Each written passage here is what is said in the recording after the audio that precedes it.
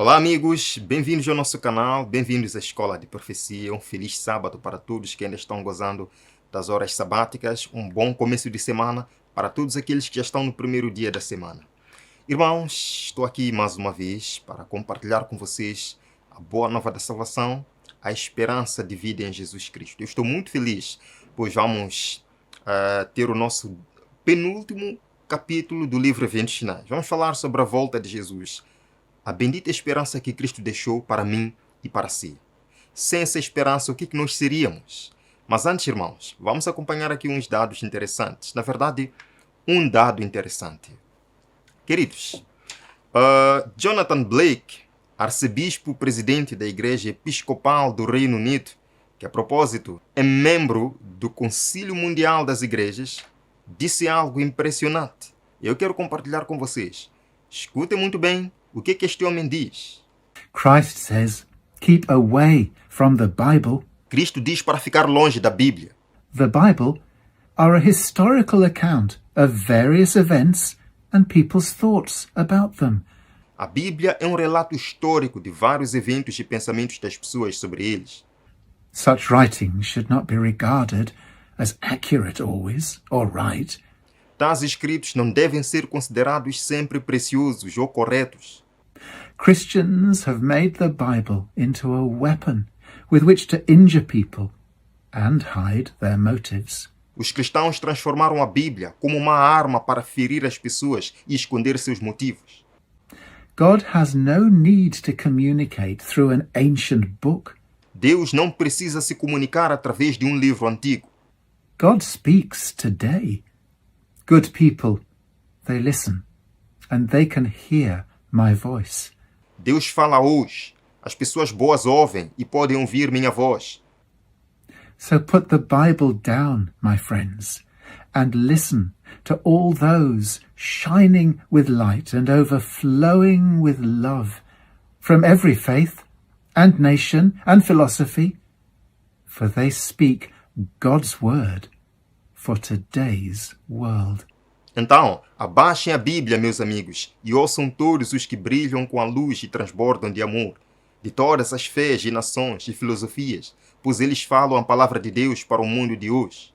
Meus irmãos, eu não acredito que este homem falou isto. Eu não acredito que ele foi capaz de falar uma coisa destas. E eles ainda são chamados de reformadores protestantes?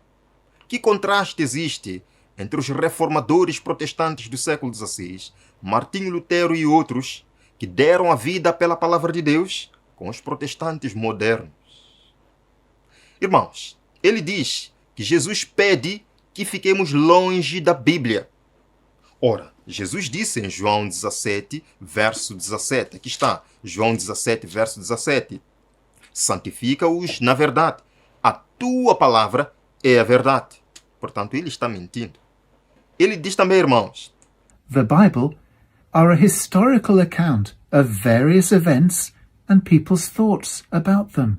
a Bíblia é um relato histórico de vários eventos e pensamentos das pessoas sobre eles. Such writings should not be regarded as accurate always or right. Tais escritos não devem ser considerados sempre preciosos ou corretos. Ele está dizendo que os escritos bíblicos não devem sempre ser considerados corretos. Queridos, ele está lançando uma dúvida à palavra de Deus. Este é um bispo, é um protestante, que está lançando dúvida à palavra de Deus. Salmo capítulo 119, verso número 105, a palavra de Deus nos diz: lâmpada para os meus pés é a tua palavra, e luz para os meus caminhos. Como é que ele vem dizer? Um grande homem de influência vem dizer que nem sempre devemos considerar a Bíblia correta, queridos. E ele diz também: Christians have made the Bible into a weapon with which to injure people and hide their motives. Os cristãos transformaram a Bíblia como uma arma para ferir as pessoas e esconder seus motivos. De fato é mau usar a Bíblia para ferir pessoas. Nós não podemos fazer isto, pois a própria Bíblia se encarrega de fazer isto. Porque a Bíblia é uma espada de dois gumes. Mateus capítulo 10, verso número 34. Vejam aqui. A própria Bíblia já se encarrega de fazer isto. A Bíblia fere. A Bíblia é uma espada que corta o pecado. Mateus capítulo 10, verso 34, irmãos. Comprovando que este homem está mentindo. Verso número 34. Aqui diz: não pensem que vim trazer paz à terra. Não vim trazer paz, mas espada. Pois vim fazer com que o homem fique contra seu pai e a filha contra sua mãe. Os inimigos do homem serão os de sua própria família. Portanto, é mau usar a Bíblia para ferir pessoas. Mas desde o momento que você segue a palavra de Deus, tenha certeza que o inimigo virá atrás de si. O inimigo vai o perseguir. E é aí que vem o quê? A espada. Ele também está dizendo que não podemos pregar profecia. Queridos, esta é a mensagem do movimento ecumênico. Agora, pregar profecia é ofender pessoas. E ele diz também: God has no need to communicate through an ancient book. Deus não precisa se comunicar através de um livro antigo. E se Deus não precisa se comunicar conosco através da Bíblia, como é que Deus se comunica? Através da tradição? Através da tradição? Queridos irmãos, diz lá o livro de Amós, capítulo 3, verso 7. Deus não fará coisa alguma sem primeiro revelar o seu segredo aos seus servos, os profetas. E onde está o segredo de Deus? Aonde está a palavra de Deus? Para nós? Aqui? Na Bíblia. Irmãos, ele diz também: So put the Bible down, my friends, and listen to all those shining with light and overflowing with love from every faith and nation and philosophy, for they speak God's word for today's world. Então, abaixem a Bíblia, meus amigos, e ouçam todos os que brilham com a luz e transbordam de amor, de todas as fés e nações e filosofias, pois eles falam a palavra de Deus para o mundo de hoje. Abaixe a Bíblia, falou ele. Abaixe a Bíblia. Pise a Bíblia. Eleve o quê? O amor. Eleve a felicidade. Eleve a filosofia de todos os povos. O que é isto, irmãos? Como é que um líder religioso pode falar uma coisa destas? Que contraste existe entre os reformadores antigos e os reformadores protestantes modernos? Lemos aqui, irmãos, o grande conflito, página 593. O último grande engano deve logo patentear-se diante de nós. O anticristo vai operar suas obras maravilhosas à nossa vista. Tão meticulosamente a contrafação se parecerá com o verdadeiro, que será impossível distinguir entre ambos sem o auxílio da Bíblia, sem o auxílio das Escrituras Sagradas. E porque Satanás sabe que somente a Bíblia nos garantirá vitória no fim, ele tem que fazer isto, usar os seus instrumentos, os seus servos, para denegrir a Bíblia. Estamos perante uma nova Revolução Francesa. Por acaso estivemos estudando ao longo da semana. A Revolução Francesa que deitou por terra a Bíblia, que queimou as duas testemunhas. Estamos vendo aqui homens hoje modernos, protestantes modernos, queimando a Bíblia publicamente, dizendo que a Bíblia não tem valor. Irmãos, continua. Pelo testemunho destas, toda declaração e todo prodígio deverão ser provados. Pelo testemunho da Bíblia, pelo testemunho das Escrituras. Sem as Escrituras, o que é que podemos fazer? Queridos irmãos, vejam aqui. A fim de suportarem a prova que diante deles está, devem compreender a vontade de Deus como se acha revelada onde? Em sua palavra. E vejam aí embaixo, irmãos, é dito: pessoa alguma, a não ser os que fortaleceram o Espírito com as verdades da Escritura, poderão resistir no último grande conflito. E para que as pessoas não resistam no último grande conflito, Satanás está usando os seus instrumentos para denegrir a palavra de Deus, para destruir as duas testemunhas. A propósito, irmãos, foi a guerra do papado contra a Bíblia durante 1260 anos que levou à Revolução Francesa. Porque as pessoas viram no cristianismo uma tirania, uma ditadura. Viram na palavra de Deus um conjunto de regras sem valor devido ao papado. Houve a Revolução Francesa. Da mesma forma, hoje, estamos vendo que o ecumenismo, a união de fés, a união de igrejas, para pregar o amor, graça, felicidade e harmonia, vai levar à segunda Revolução Francesa. A Revolução Francesa moderna, que aniquilará por completo o testemunho da palavra de Deus. Agora, por que tanto católicos romanos quanto alguns protestantes modernos detestam as Escrituras? Lemos aqui, irmãos. As multidões rejeitam a verdade das Escrituras por ser ela contrária aos desejos do coração pecaminoso e amante do mundo. E Satanás lhes proporciona os enganos que amam. É isso mesmo. Muitos rejeitam a palavra de Deus porque condenam aquilo que gostam. Muitos rejeitam o sábado bíblico porque simplesmente não querem guardar, não estão interessados, não estão dispostos a reservar um dia dedicado ao Senhor. Segunda carta de Paulo aos Tessalonicenses, capítulo 2, começando do verso 10, a palavra de Deus nos diz: Ele fará o uso de todas as formas do engano da injustiça para os que estão perecendo, porquanto rejeitaram o amor da verdade que os poderia salvar. Rejeitaram o amor da verdade que os poderia salvar. Verso 11, irmãos. Por essa razão, Deus lhes envia um poder sedutor a fim de que creiam na mentira. Verso 12. E sejam condenados todos os que não creram na verdade, mas tiveram prazer na mentira, tiveram prazer na injustiça. É por negar a palavra de Deus, por negar a lei de Deus, que as igrejas modernas estão sendo levadas a desacreditar completamente na palavra do Senhor. Lemos aqui, irmãos, Satanás se esforça constantemente por atrair a atenção para o homem, em lugar de Deus. Induz o povo a olhar para os bispos, pastores, professores de teologia como seus guias, em vez de examinarem as Escrituras a fim de por si mesmos aprenderem seu dever. Então, dominando o espírito desses dirigentes, pode influenciar as multidões de acordo com a sua vontade. Eu pergunto, irmãos, quantas pessoas serão levadas ao abismo, à morte eterna, pelas palavras deste bispo? Quantas pessoas? De uma coisa eu sei, irmãos, o inimigo não está dormindo, não está brincando. É a palavra de Deus, o nosso guia, a nossa luz neste mundo. Irmãos, vamos então ao 19º capítulo do livro Eventos Finais. Vamos falar agora de Boa Nova. Vamos falar agora de esperança. Em João capítulo 14, versos 1 a 3, Jesus deixou a maior esperança para o cristão. João capítulo 14, versos 1 a 3. Abram o coração, irmãos. Deixem de lado a distração, deixem de lado as correrias da vida e venham comigo para este tema muito, muito especial. João 14, começando do verso 1. Não se turbe o vosso coração. Credes em Deus, crede também em mim. Na casa de meu Pai há muitas moradas. Se assim não fosse, eu teria dito: vou preparar-vos lugar. Verso 3. E quando eu for e vos preparar lugar, voltarei e vos levarei para mim mesmo, para que onde eu estiver, estejais vós também. Aqui está a promessa que Jesus deixou.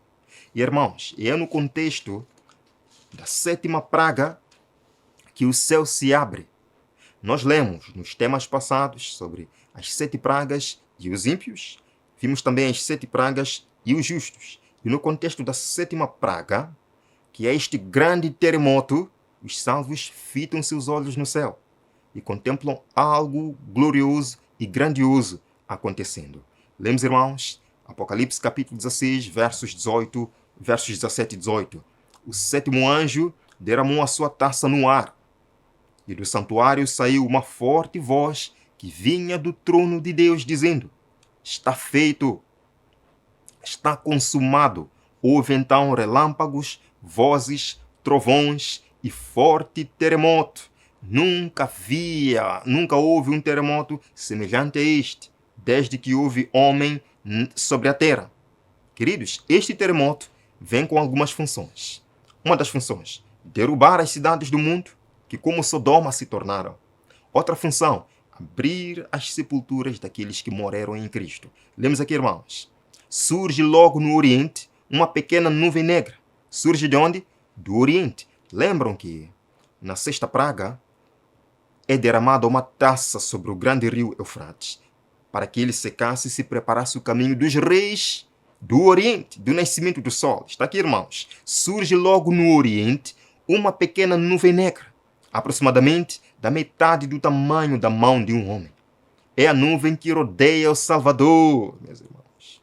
e que a distância parece estar envolta em trevas, o povo de Deus sabe ser esse o sinal do Filho do Homem. Todos os olhos se fixam no céu. Os salvos olham para o céu. Os ímpios também olham para o céu. Apesar do céu escuro, vê-se aí um sinal estranho. Os salvos já sabem que este é o sinal do Filho do Homem. Amém? Os ímpios talvez podem achar que é um avião, uma nave espacial. O que é isto? E à medida que vai se aproximando mais e mais da Terra, os salvos se dão conta de que este é o sinal prometido. Por quê? Pelo testemunho das Escrituras. Porque a palavra de Deus diz isto. Irmãos, eu não imagino o pulsar do coração de todos os salvos neste momento. Chegou o dia em que Cristo vai rasgar os céus para nos resgatar. Chegou o dia em que finalmente veremos o nosso Rei e Salvador. Apocalipse capítulo 1, verso número 7, diz claramente: eis que ele vem com as nuvens, e todo o olho verá. Até aqueles que o traspassaram, aqueles que mataram Jesus, serão ressuscitados para contemplar a glória de Cristo nas nuvens do céu. E todos os povos da terra se lamentarão sobre ele. Assim será. Amém. Eu gosto quando a profecia dá certeza. Assim será. Lá em Daniel capítulo 2, no final da profecia da estátua, Daniel diz: certo é o sonho e fiel a sua interpretação. No final do Apocalipse, João diz: estas palavras são fiéis e verdadeiras. Aqui em Apocalipse 1, verso 7 diz: assim será. Amém. Nós estamos tratando de fábulas, irmãos. Estamos tratando da maior verdade. De um Deus que não falha. De um Deus que não mente. De um Deus que é fiel. De um Deus que tem tudo sob controle. E o inimigo não pode fazer nada para impedir isto acontecer.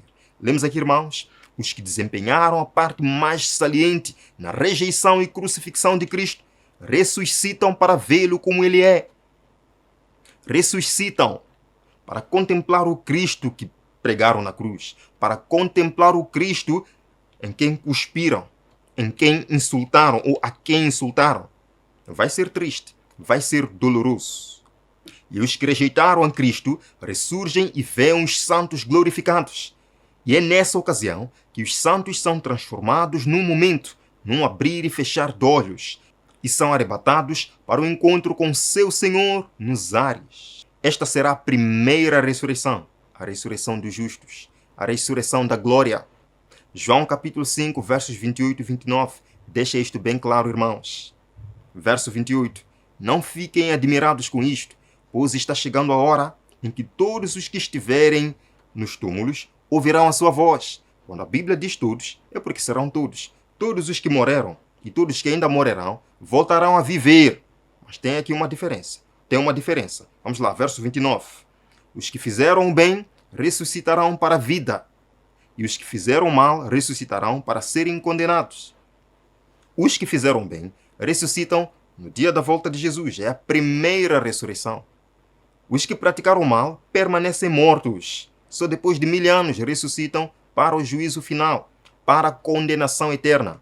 Irmãos, nós lemos: as nuvens começam a enrolar-se como um pergaminho, e eis ali o brilhante e claro sinal do Filho do Homem. Irmãos, estas imagens me cativam, estas imagens me motivam a viver. Eu anseio de todo o meu coração ver o meu Salvador. É o que me motiva a viver. Sem isto eu não estaria aqui diante de vocês. Sem a promessa de Jesus eu não estaria aqui diante de vocês.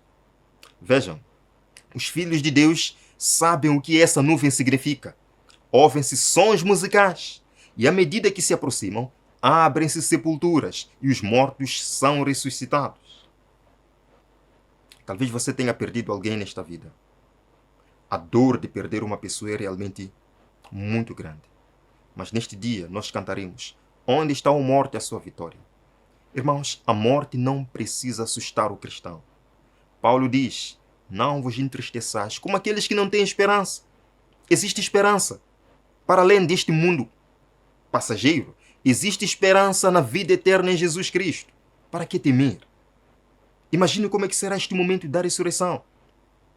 Os salvos virão de todos os lugares, de todos os tempos, desde Adão, desde Abel. Os profetas, os patriarcas, pessoas de todas as épocas e de todos os lugares.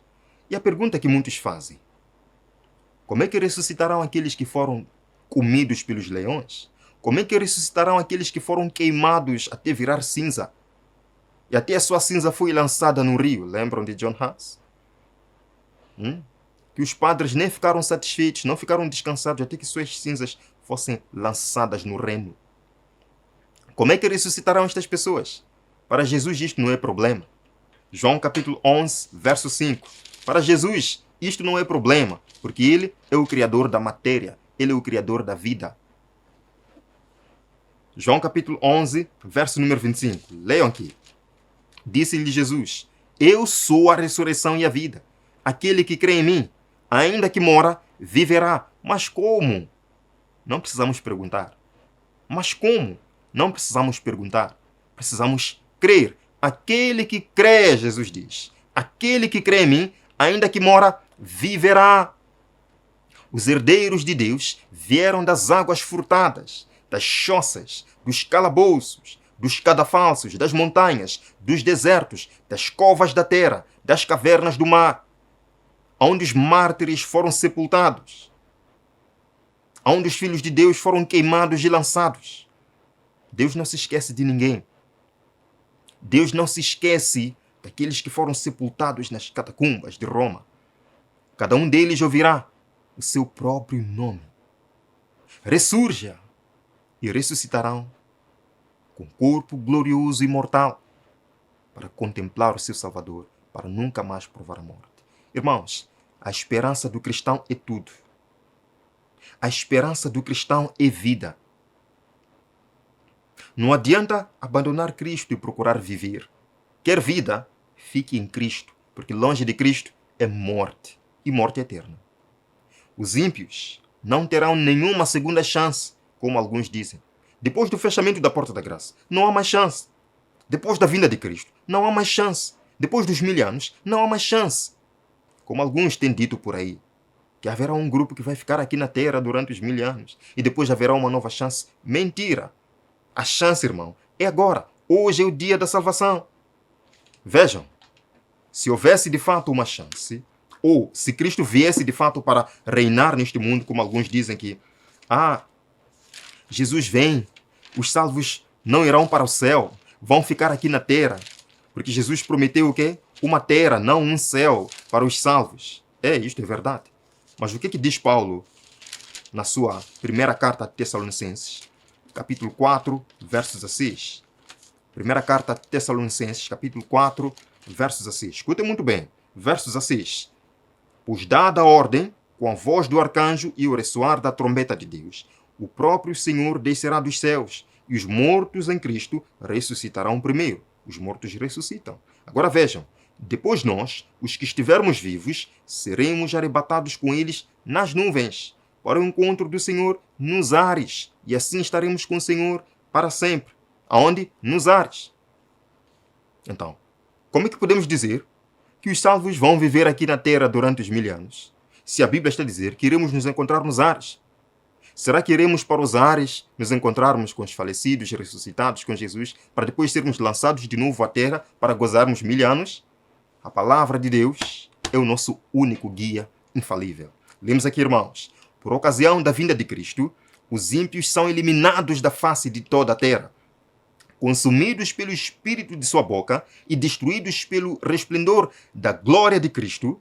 Cristo leva o seu povo para a cidade de Deus, e a terra é esvaziada de seus moradores durante um período de 1000 anos. Os anjos ajuntarão os seus escolhidos desde os 4 ventos, de uma a outra extremidade dos céus. Vejam que lindo! Criancinhas são levadas pelos santos anjos aos braços de suas mães. No tema passado, até nós lemos um texto do Espírito de Profecia dizendo que no tempo de angústia, ou antes do tempo de angústia, muitas pessoas seriam levadas a descansar e que crianças também desapareceriam. Os filhos dos fiéis desapareceriam. É neste momento, irmãos, que crianças serão levadas pelos santos anjos aos braços de suas mães. Amigos há muito separados pela morte reúnem-se para nunca mais se separarem e com cânticos de alegria ascendem juntamente para a cidade de Deus. Nesse dia os remidos resplandecerão com o resplendor do Pai e do Filho. Tocando suas harpas de ouro, os anjos darão as boas-vindas ao rei e aos seus troféus de vitória. Amém? Quem são os troféus de vitória de Cristo? Os que foram lavados e branqueados no sangue do Cordeiro. Um cântico de triunfo ressoará, enchendo todo o céu. Cristo venceu. E agora é o momento da coroação. Sabe, irmãos, nós temos corrido atrás de muitas coroas da vida. Temos corrido atrás da coroa da graduação, a coroa do mestrado, a coroa do doutoramento, a coroa do pós-doutorado, enfim.